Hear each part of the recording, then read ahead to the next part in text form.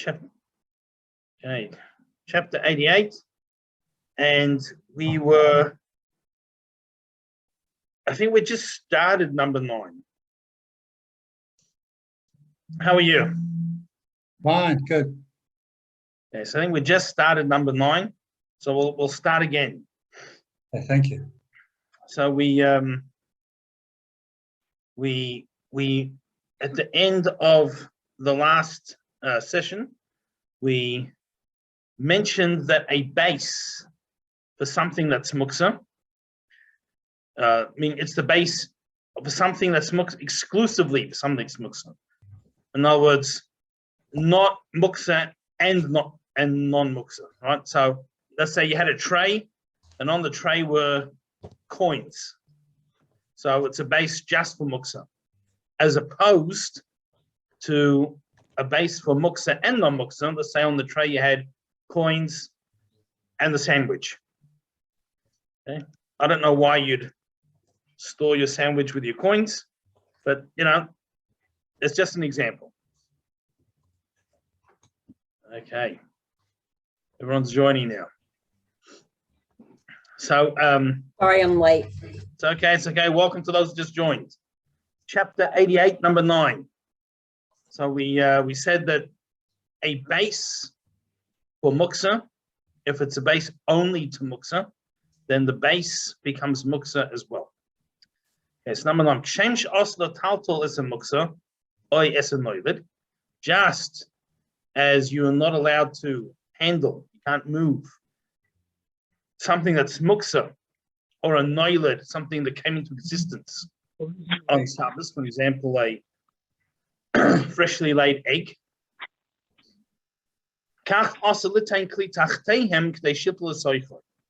You also can't put a vessel underneath them for them to drop into, because then you are nullifying the vessel as a vessel. So let's say, for an example, the chicken likes to lay an egg from a perch, and you put a basket underneath to catch the egg.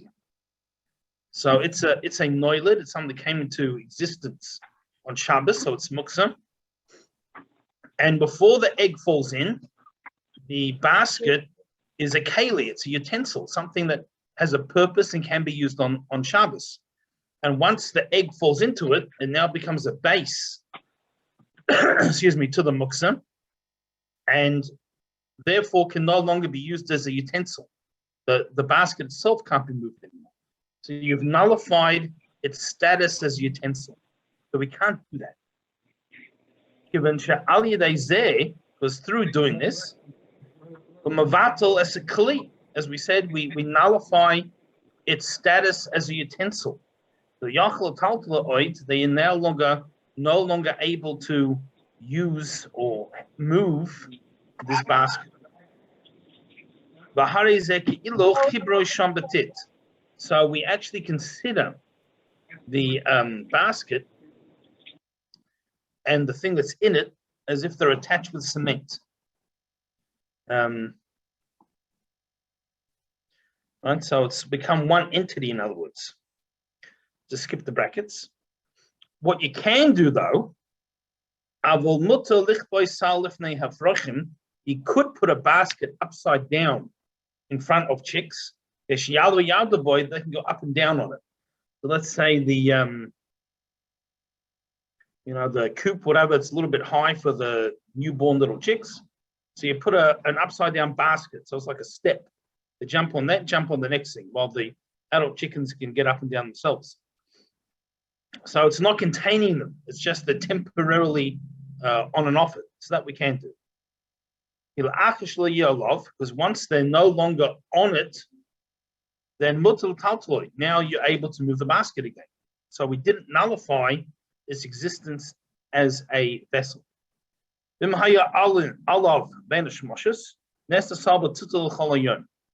Now, before we actually just translate this, we should give an introduction. With muksa, as I do believe we mentioned it the first week, but just to refresh our memories, one of the things that we said is whatever the status at the moment Shabbos begins, that's the status of the object for the entire Shabbos. So, in this case, what we just read now is if the chicks were on this upside down basket when Shabbos began, so Bein HaShmoshos is called between sunset and nightfall, approximately 44 minutes. It depends where you live. But parts of the world, twilight, we'll loosely call it, can be 72 minutes. Some places it's 33, 36 minutes, but most places in America is about 44 minutes. So if the chicks are on the basket at that time, then when Shabbos began, it was a base for muksa. So therefore the basket remains muksa the entire Shabbos, even if the chicks get off the basket. While if you put it there on Shabbos, it was a utensil when Shabbos began, then even though it can be temporarily muksa while the chicks are on it, once they come off is no problem. Because we look at the status of an object when Shabbos began. This is why, as we mentioned again in earlier shiur, this is why they say if you have a tray that you put your Shabbos candles on, then you make sure to put something else on the tray. Let's say, for an example, a challah or a siddur, anything that's not muksa. And that way, once the candles are out, if you need, you can move the tray. Not only that, the table. If when Shabbos began, you hadn't set the table yet, if the only thing, if you like candles on the table, if the only thing that's on the table is the candles, then the whole table becomes muksa. You can't move the table. So you need to make sure there's something else on the table as well. Again, challahs, a bottle of wine, something. Because it's the time when Shabbos begins, that twilight period between the sunset and the nightfall, that sets the status for the entire Shabbos. All right, Yud, number 10. Now, this might sound a little bit gross for most of us, but remember, they used to have dirt floors. So what used to do is used to have a little pile of nice, fresh dirt or sand or something. And that way, at the end of a meal, you would spread out the fresh dirt all over the ground. So you had a nice clean floor. That's how you clean your floor. Sounds exciting. Yes, David. With muksa, you can't move it. Can you touch it? Yes, we're going to see you can touch if it doesn't move. So most people, let's just use an example. Let's say most people, if they touch something with their finger, let's say a truck, it's not moving. So you can touch as much as you like. Now, you might want to be careful because some of them have these alarms that go on and, that can be another issue. But in respect to muksa, you can touch it as long as it doesn't move. Okay, so people used to have dirt supplies or sand, earth, in the home that they used to use to freshly coat their floors. Right? Okay, so offer b'chol, earth or sand, that's sabur b'zovius b'chotzer b'bayis, and it's piled up, it's heaped up in the corner of your house or your courtyard. So you've got your dirt supply. You are allowed to move this dirt on Shabbos. It is not muksa. Why?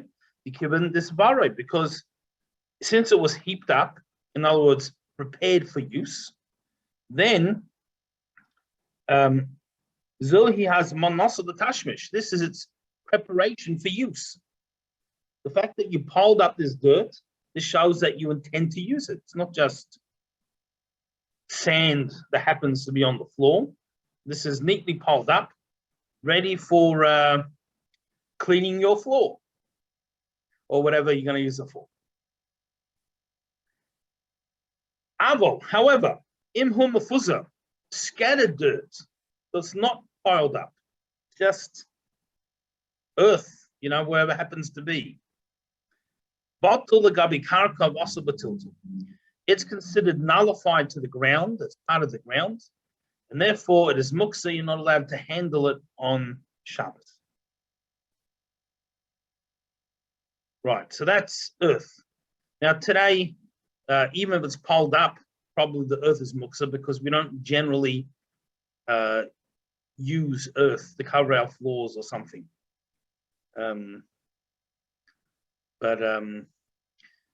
Similar halacha for this might be, some people, if they have a kiddie litter or something like that, it's not really sand, sometimes it's sawdust, sometimes it's like a special material, or in the, bird cage or something, it'll be the same idea. So if it's designated for use, so you probably don't pile up in the corner, it's in its bag or what happens to be, then it's not muksa, it's designated for use, and you're allowed to use it on Shabbos. If it's just spread out lying in the yard, happens to be stuff that's in the yard, not bundled or piled or something, then it would be muksa on Shabbos. Okay. The similar concept applies to the following.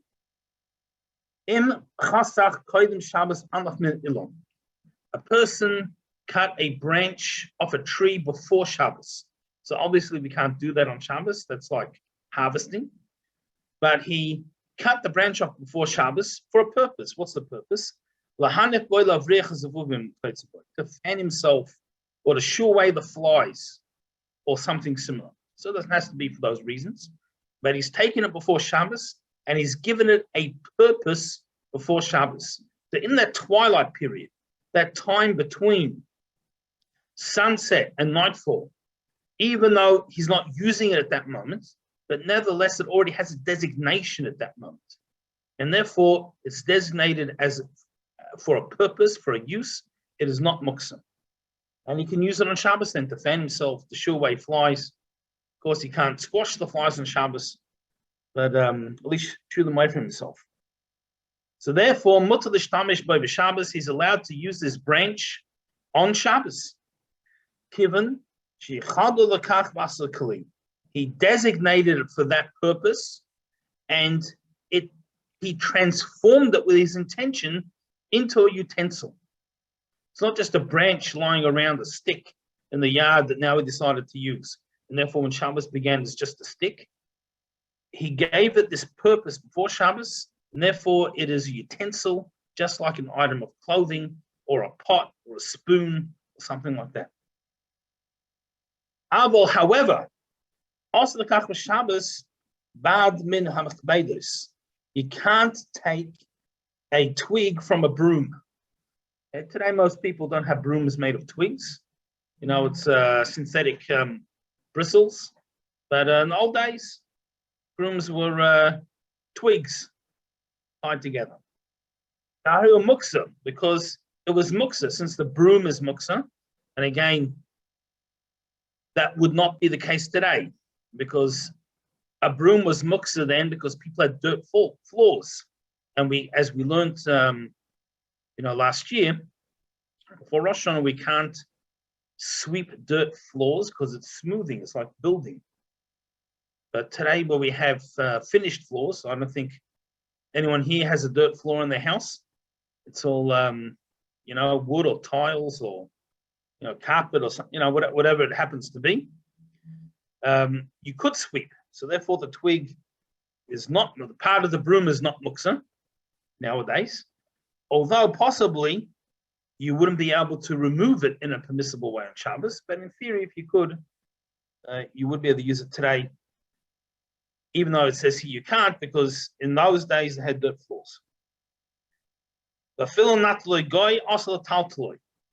And even if this item, which although we said we can use it today, but in those days you couldn't, if it was removed by a non-Jew, it's also muksa, you can't handle it. And this will apply to other things. In other words, this concept So let's say, for an example, an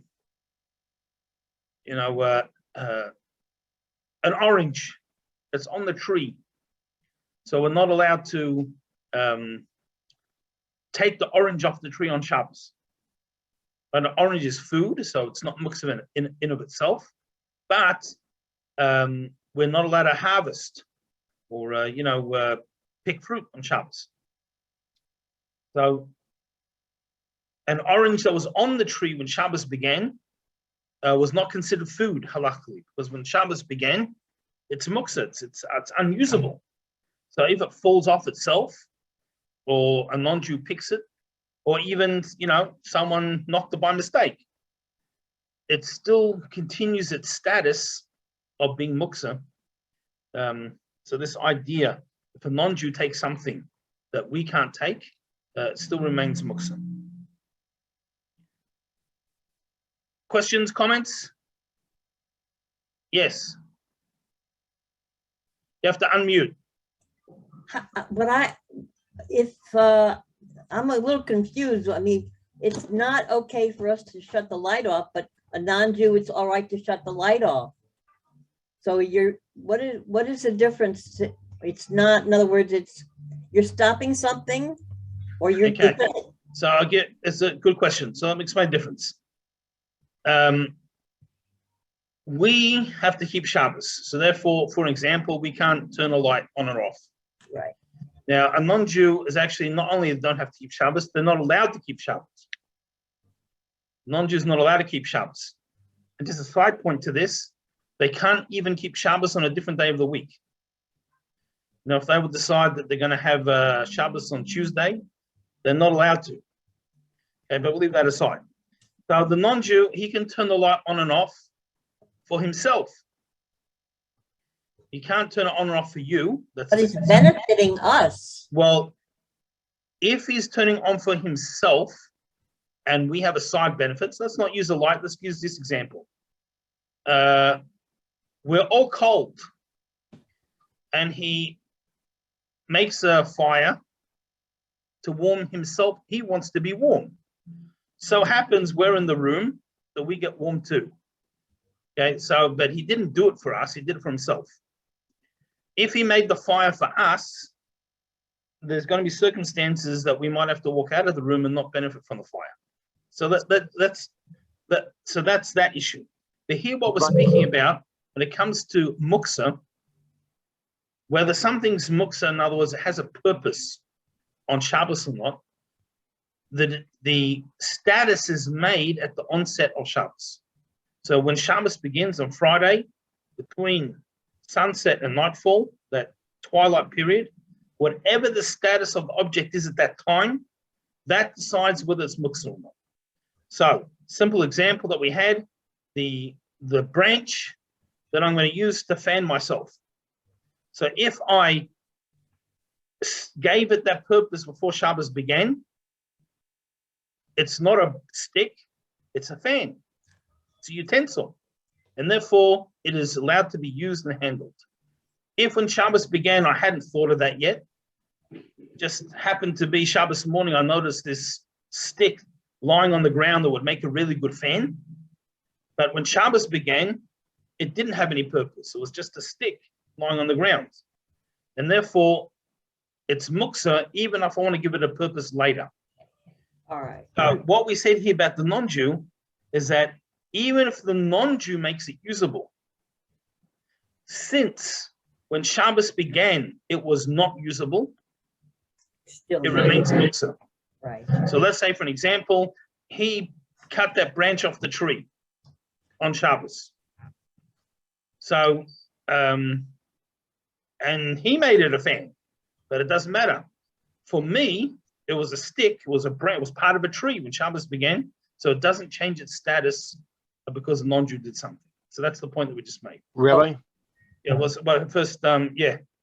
I just wanted to ask you, what about a Shabbos goy? I mean, isn't he allowed to do certain things? You know, let's say if there's a shtibel or there's a shul, isn't he allowed to do things within? Yes and no. We're going to get to that chapter. We'll learn more in detail, but in a nutshell now,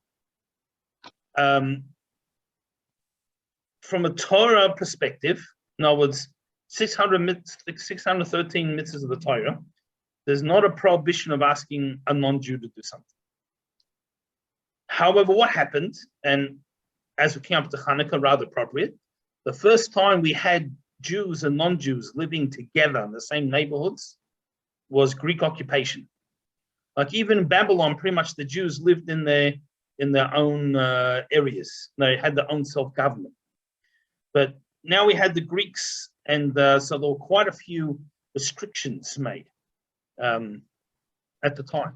But one of them was that we can't ask a non-Jew to do things for us on Shabbos. What ended up happening was people literally had non-Jews following them around all day, doing everything. Doing stuff in their shop, polishing their shoes, lighting fires, putting out fires. It just became ridiculous. And the spirit of Shabbos was destroyed. So a prohibition was made by the Sanhedrin, by the Supreme Court, so to speak, that we can't ask a non-Jew to do something for us on Shabbos. However, when they made that prohibition, they put certain exceptions in. So one exception is for communal needs. So let's say turning on the light in the shul, right? It's communal need as opposed to an individual's need. So that's one exception. Another exception would be for a sick person. Sorry, you're next. Okay. Sick person. So let's say, the sick person, and again, we're not talking about life-threatening. Life-threatening, even a Jew can do something on Shabbos. But, he's in bed, he's bedridden, really bad flu, and he can't sleep properly with the light on. So we can ask the non-Jew to put the light. Another exception is hot and cold. So let's say it's, so not in Phoenix, but in some places in America, you have very cold winters. And if there's no heat, if there's no fire or other heat, people can become ill, God forbid. So we can ask them to put on the heat. And according to most opinions, in very hot climates, the air conditioning applies, the same thing. Yeah, so sorry. Okay, get back to the sand on the floor. Yeah. If you have a housebound cat and it has a litter box, Yeah. and you change it before Shabbos and you put it down again, but it gets soiled again during Shabbos morning and it's smelly, are you allowed to either take it out of the room or spread new litter in there? Yeah, so you could do both. You're allowed to take something out. Again, we're going to get to it in this chapter. Something that's repulsive, you can take out of the room so it's not repulsive anymore. So that we can do. No, I don't have a cat. Sorry? I don't have a cat. Okay, don't have a cat. I have a dog. Okay, Anyway, so again, so if an animal or even a person, we say hopefully not adult, but a child had an accident in the house, or we're going to have the example later on, a bedpan, because people didn't have flush toilets like we have today. We used to use bedpans and various things.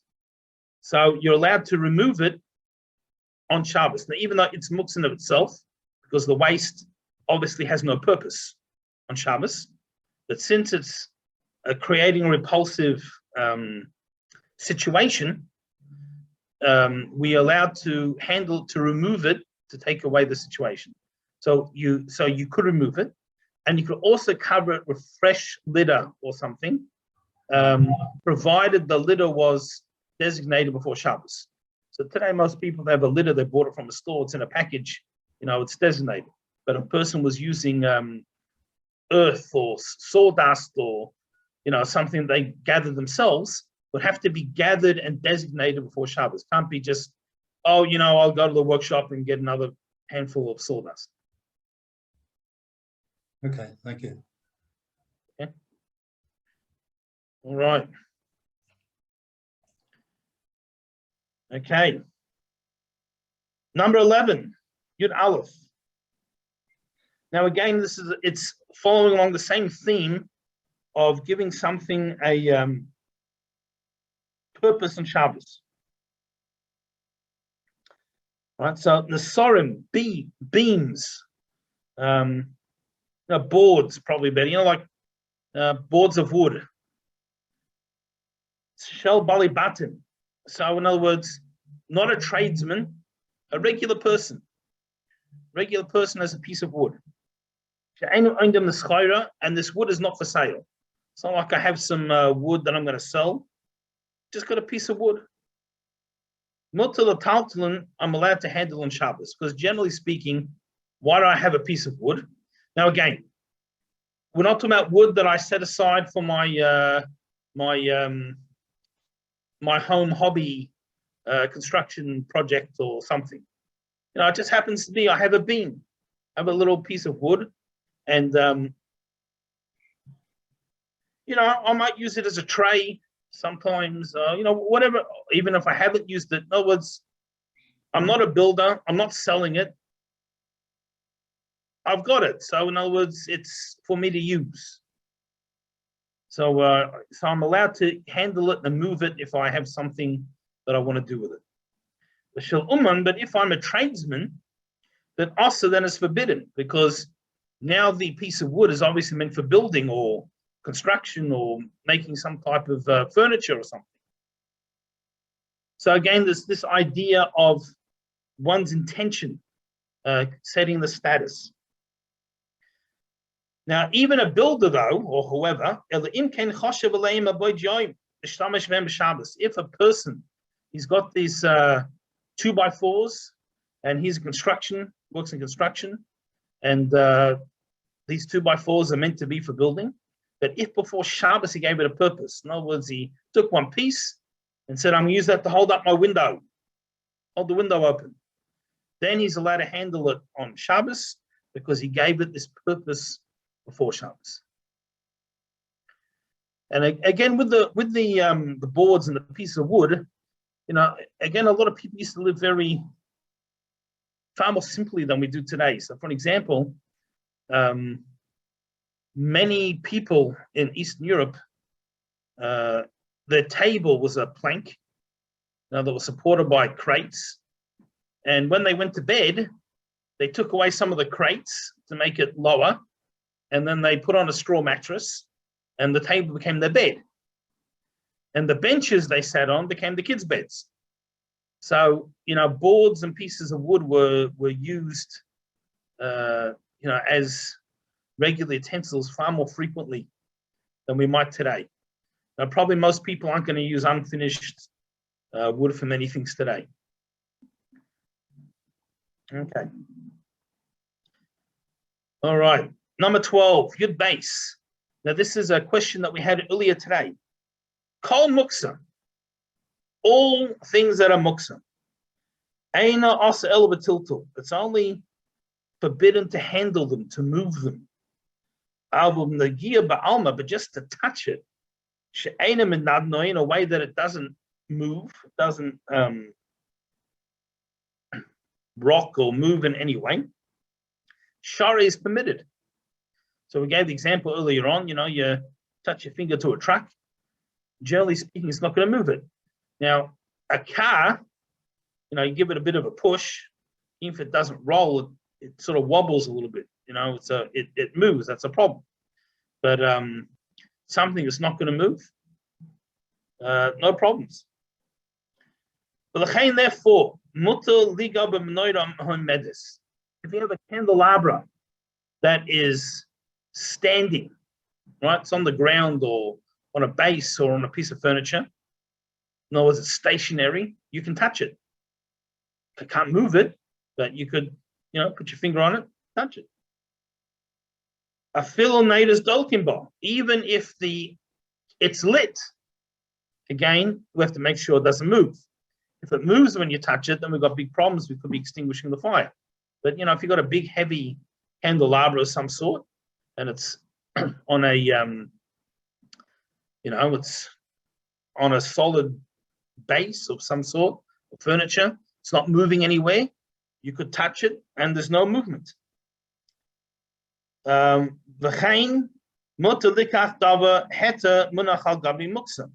Likewise, you're allowed to pick up something that's permissible, that's on top of something that's muksa. So let's say, for example, a person has a computer, and on top of the computer screen is chocolate, right? So you can pick up the chocolate, even though that means you're touching the screen, because the screen's not going to move just in that little bit of a touch. And so you're allowed to pick up something that's permissible, that's resting on something that's muksa. So that's if it's not going to move. Aval, however, also liga b'menorah hatliya, chandelier or some other type of hanging light, like the eternal lights in some synagogues. It's hanging. So if you touch it, it's going to move. So those ones, you're not allowed to. Because even just a regular touch is going to cause movement. It's going to swing. Or something else, other types of muksa. If you have a, like you have the example about the car. Again, maybe not touch of the finger, but if you pushed it a little bit, it's going to move a little bit, or something else. So any of these things, you can't.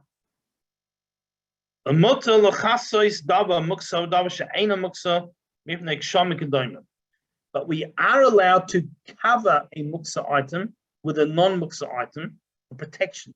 I'll give you an example for rain. So let's say, for example, a person has a laptop.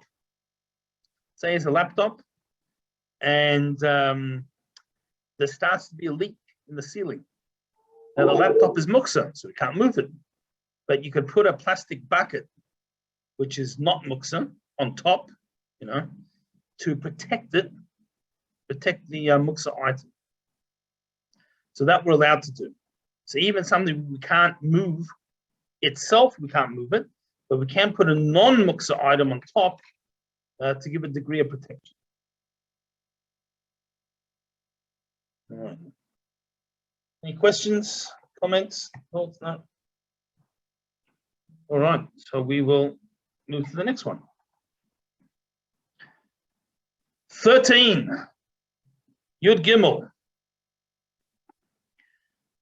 Tiltul kalachiyad. Okay, so we are going to explain that there are times we can't move something that's muksa, but you can move it in a abnormal fashion. Now, there's going to be some things you can't move even in an abnormal fashion. But so we're going to end up having three categories. Things that you can move directly, normally. Things that you can move in an abnormal way, so not the usual way, because it still reminds us that it's muksa. And then there's going to be certain things you can't move at all, even in the abnormal way. And we'll get to these as we work our way through. But in the meanwhile, abnormal, the expression is kalacha'ad, which means the back of your hand. In other words, instead of carrying something normally, you put it on the back of your hand, right? So it's not the normal way to do it. It's not how you normally move things. And it doesn't have to be with the back of your hand. Pick something up with your toes, I don't know, or move it along with your elbow, or pick it up with your mouth, I don't know, whatever it is. Not the normal way to do this. So, although a straw is permissible to use on Shabbos anyway, but a straw, the normal way is to use it with your mouth. So something like that, moving with your mouth wouldn't be abnormal. But I don't know, a credit card would be unusual to carry in your mouth. Right? So unless instead of a mouth you have one of those machines, where you slide the card. But that's then you got bigger problems than just the muksa.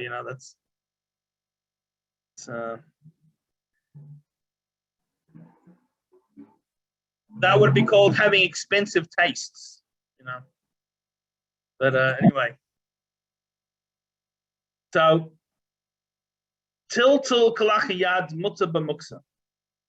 Now, to move something in an abnormal fashion is permissible for muksa. Like I said, we're going to give exceptions as we get further through, and we'll see there's certain things you can't move in an abnormal way. But generally speaking, moving in an abnormal way allows us to move muksa things. So the Chayin, therefore, is going to give us some practical advice and suggestions. You forgot and you left something muksa on top of an item that you want to use. Or it fell. And in Sarcha Kli, you want the utensil. So I'll give you an example. Let's say before you come home Friday and you're getting ready for Shabbos, and you put your wallet down on your pillow. And you forgot about it. Comes Friday night after the meal, and you're really looking forward to a nice, especially now Shabbos is early, get an early night, and you want to use your nice comfy pillow, but your wallet's on top of it. And the wallet is muksa. Unless sometimes you don't have any money in the wallet, you know. So, you know, sometimes it works that way. So might not, but it's designated for money. So it's a muksa. All right, so it's a muksa. So what do you do? How do you remove the item so you can use the pillow? So mutala naroi, you can shake the item. So I could shake the pillow. Or listisically, or I can pick. Now let's say it's the wallet. I don't want to shake the pillow here and the wallet's going to fall down the side of my bed, and you know, who knows where it's going to end up. I can even lift up the pillow, take it to where I want, let's say to my dresser, and I can shake it there so it'll fall in the place where it should have been. Or even open a drawer and shake it so it falls into the drawer. That I'm allowed to do. So I can either shake it where it is, or or transport the object, the non-muksa object with the muksa on it, to another place. But now it's a muksa, and shake off the muksa there. Because carrying a wallet around on a pillow is not the normal way of carrying a wallet.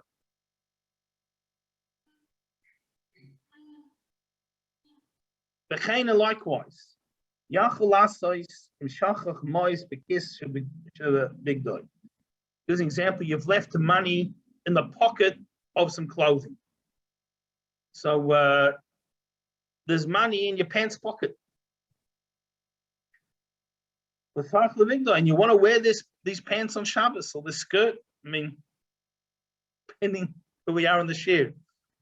It's okay. I don't wear a skirt. It's okay. So you know, and so the gentlemen want to wear the pants, or the ladies like to wear the skirt. And it's got a pocket, and there's money in the pocket, and we can't we can't handle the money on Shabbos. So what do?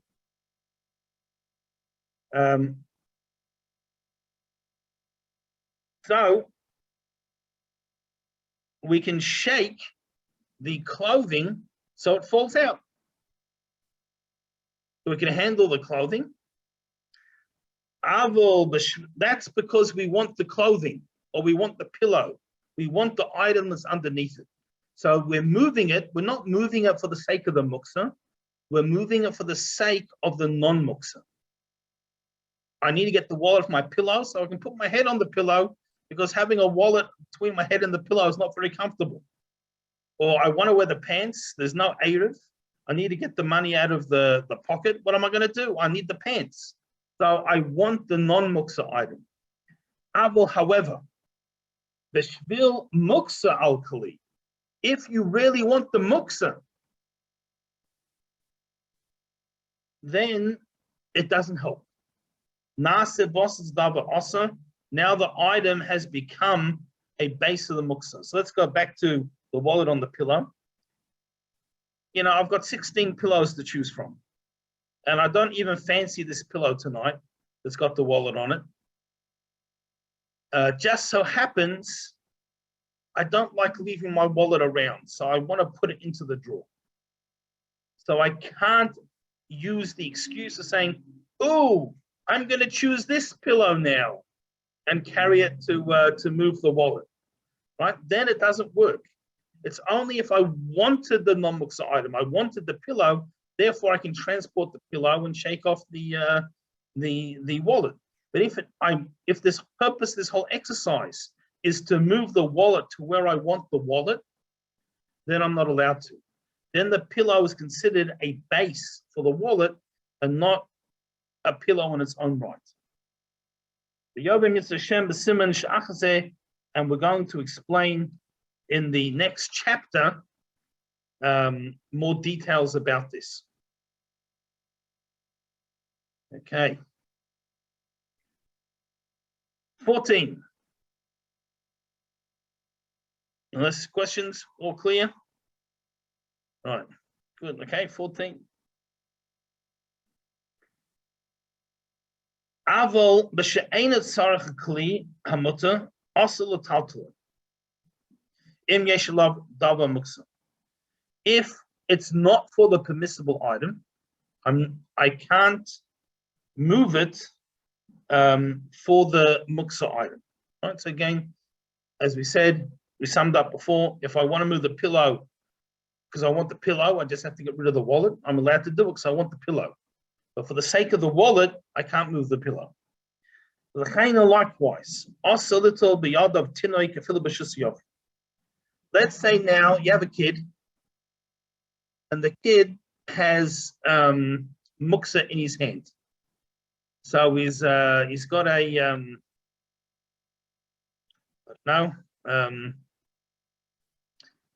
tape recorder, if you still remember those. MP3, MP4, we can't say tape recorders. Kid would never have one of those today. They don't know what it is, right? But he's got this muksa item in his hand. Now, the child is too young to understand about muksa. So, by the way, a child that's too young to understand, you let them do what they like. I mean, obviously, we have to make sure they're safe, and we don't let them play with the red paint on the carpet, various things. But in respect to, there's a mitzvah to educate your children about Torah mitzvahs, which Shabbos is a very important part. But that's only once they're old enough to understand what you're talking about. So it's, let's say, 3 years old on average. There are some children understand earlier, maybe some children don't understand till later. But if at a certain age, you tell a child it's Shabbos, we don't do this on Shabbos, they understand. And younger than that, if you happen to be playing with something that's muksa, there's no obligation to stop the child doing that. So the child's playing with something, they picked up something that's muksa. You can't pick up the child and carry him around, even in your house. Okay, he gave a simple example. I was to imagine of MP3. He's got a rock, something that's muksa. However, you go in. If the child is very attached, and is going to get sick if you don't pick him up. Sometimes the kids can be very tired and grumpy. And if you don't pick them up, they cry themselves, make themselves sick. It's the child needs to be picked up now. So then the man, you can't get the object out of their hands. Because you're screaming and crying. The kid's small little kid, the what do they call it? The terrific twos. When Terrible twos. Terrible twos. Oh yes.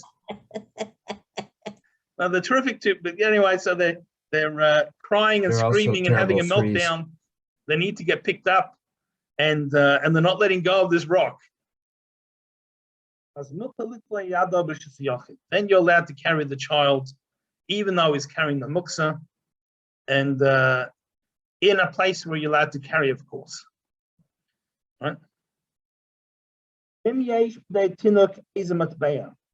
let's say the child has a coin. And it doesn't have to be coin, it can be paper money also. The coin is what they had. So let's make the story exciting. This kid has $1,000 bill. Right?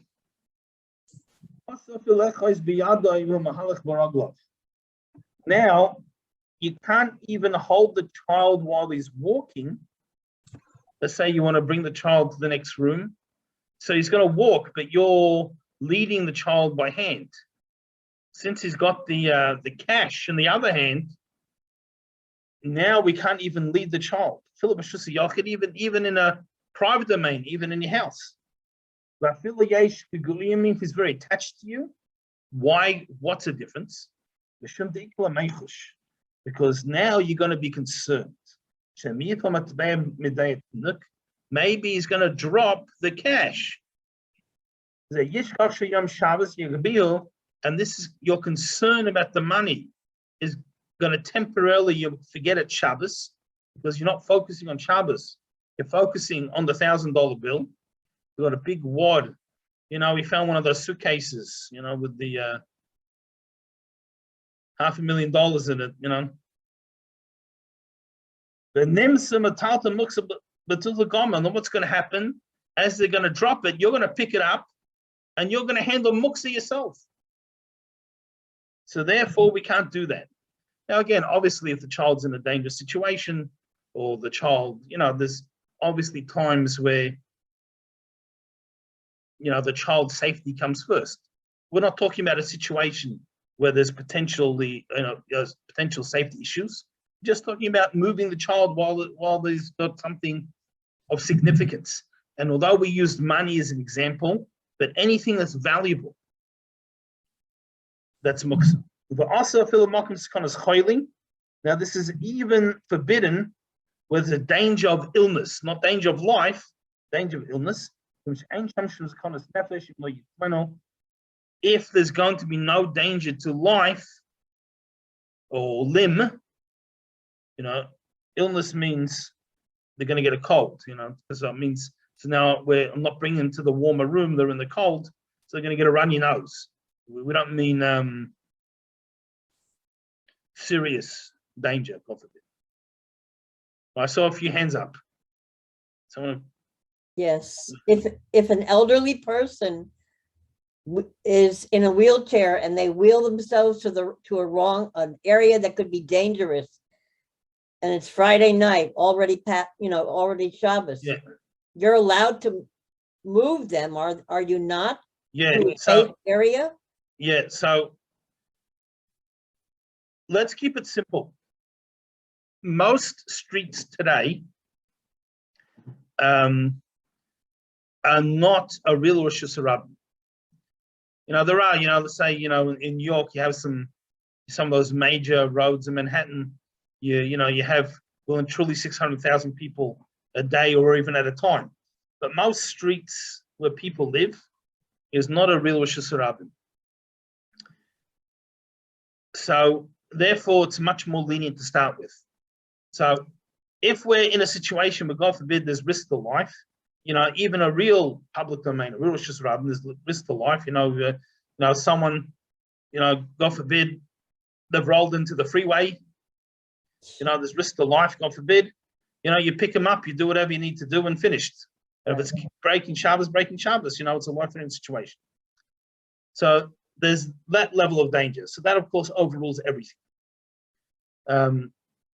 But if we move down from that, again, sometimes people in a wheelchair can be extremely ill, and every minor issue can make a life-threatening situation. But sometimes you have otherwise quite healthy people, and it's having gone through a difficulty moment. So he's a wheelchair. I tore a ligament in my knee when I was 22.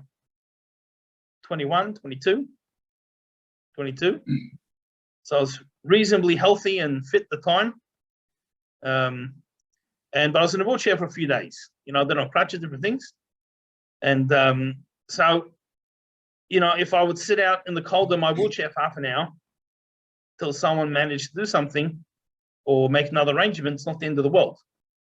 It's perfectly fine. That's probably the other extreme. And then you've got everything in between. So every case really has to be looked at, what is the risk? What are the factors? What's the situation with the person and various things. But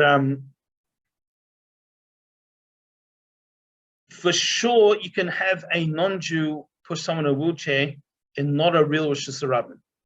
So in a Carmelis, like we have today, a non-Jew can push someone in a wheelchair, no problem. You can ask them outright. There's no problem.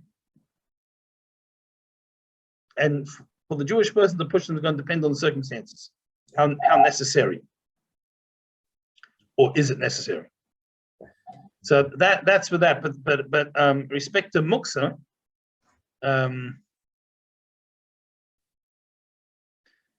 you could have the same potential.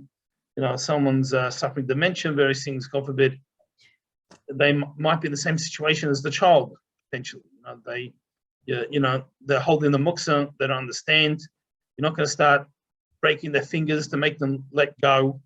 It's no need for that. And so, these issues. This is the exact same situation you have with the child, you can potentially have with an older person. Yeah. And so it'd be the same when you can and when you can't, and with the same rules. Yes, David.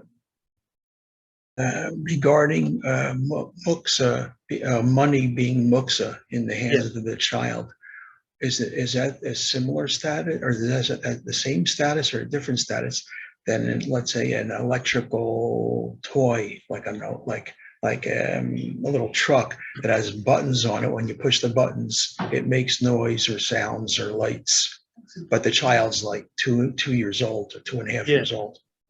So there's going to be some differences between the money and the toy. So first thing is, if the kid's playing with that toy and they're too young to understand about Shabbos and Muksa, then you can let the kid play with the toy. If you have something else that you can switch it and he's going to be just as happy, then why not? You don't need to have all the noises going at your the background of your Shabbos meal. But sometimes, little kids can get a little bit attached to the toy they're playing with. If you try to switch it too early, you get more noise that came out of the machine. That's that. But there is a difference between the money and the toy, because the toy, the money is muksa in of itself. In other words, it is muksa. The truck that you press the buttons, if you don't press the buttons, is not a problem. So the money, you've got a problem taking the money or handling the money removed from the child, because the money itself is muksa. But if you could, in the case, so we said we can't even lead the child by the hand because we're so concerned he's going to drop the money. Now the truck, if the child drops the truck, you could potentially pick it up. And again, depends exactly on the toy. But usually you could pick up the toy without pressing the button and move it to the side. So it's not going to be the same concern. And it could also be, you don't really care if he drops the truck. The money we're worried about. He's picked up the, this month's rent that you'd set aside to deposit in the bank to pay the rent. That's a lot of money. And we're actually really concerned about that. The truck that happens to be muksa, by taking him by the hand and he drops the truck on the way, he can drop it. I don't care. It's tonka tough. It can be dropped. It's so there could potentially be quite a few differences. But if it was, the truck that my grandfather gave me, it's the last toy I've got left, and I let my child play with it, or he took it, and now I'm going to be just as worried about it as I am the cash. then it could potentially also be the problem. Also be the same problem. Okay. We've got a few minutes left. We'll just mention Hanukkah. Right, Hanukkah, first day Hanukkah is Monday, so the first night Sunday night. Right, the Jewish day begins at the night. First Hashem created the evening, then the day. So if some people move around different things and don't have all their belongings, but if you need a menorah, I'm sure you can find one where you are. If you don't have one, those in Florida, for sure, contact Rabbi Smith. I'm sure there's Judaica stores or a Chabad house or somewhere where you are. So we're going to light just before nightfall or around nightfall. That's when we light menorah. So every place is going to be different. In Phoenix right now, it's around about 6 o'clock. But wherever you live happens to be nightfall. The candles need to last half an hour after nightfall at minimum. So sometimes these small little Hanukkah candles, I don't know if you ever noticed, but they last about 10 minutes. So, especially when you light it when you got the 5th night or 6th night, they melt each other. So they're not going to help you. You have to have a little bit better candles. Or oil. Again, the best thing to use is olive oil, because the miracle happened with olive oil. So if you can get yourself cups with olive oil and various things, that's the best. But if not, any oil, any candle, very important. The only time we need to go a lot longer than half an hour is when we light on Friday. But we'll have another class before then, so we'll discuss it. But just since we mentioned it, because now I have to light almost an hour before Shabbos begins, approximately an hour before Shabbos begins, and it still has to go on half an hour after nightfall. So I'm going to need it to last, at least an hour and a half. So we'll discuss that more on next Thursday, God willing, with some of the options. Sometimes they sell menorahs that aren't kosher. Right? Menorah has to have all the lights in a straight line and all be the same height. So I've seen in Judaica stores, semicircle ones or ones that go up and down or fancy designs. They may be very pretty candelabras and beautiful things that decorate the house and lights and candles from time to time, but they don't help us for Hanukkah. Once we need a menorah that goes in a straight line, the candles, the base or the frame or the decoration can be any shape, but the actual candles themselves are straight line. And all the same height. You really can't get a menorah, you can use beer bottles. Come in very handy. They hold candles well. You'll be surprised. It's always interesting to see the most imaginative menorahs. You can make it out of anything. What else? So I think that's the main thing. The first night there's 3 blessings. One blessing for the mitzvah of lighting. The second is thank Hashem for the miracle. Of course, we say Shechianu to keep thanking Hashem for keeping us alive. Another year. We're here again. And then every other night's just the first 2 blessings. But it's a wonderful mitzvah. Every physical act we do has a spiritual effect. And when we create this physical light, it's also spreading such spiritual light. And it's in our homes, to the public, to the street. It's a beautiful thing. The public Hanukkah lightings are to publicize the mitzvah, but we don't fulfill our personal mitzvah by being at a public Hanukkah lighting. We have to light in our home. So even if you go to one of these things, they're beautiful things to do. I encourage people to, if you live in certain places, within a short drive, there's something every night. You go to multiple.